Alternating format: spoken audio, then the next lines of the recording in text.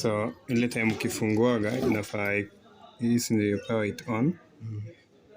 Inatupeleka kwa date, implying that it's brand new.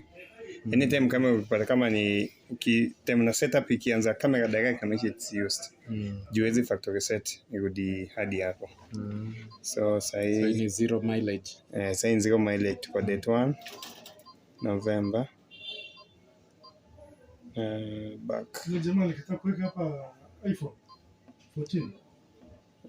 Back a bit. Ametoroka. 10:22.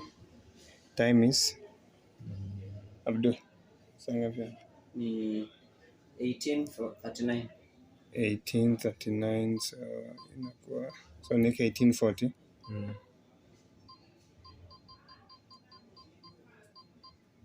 2:40. So time zone, let's use Moscow. +3. Moscow and Kenya it's same. Then time is set. Email The camera is ready for use. Wow.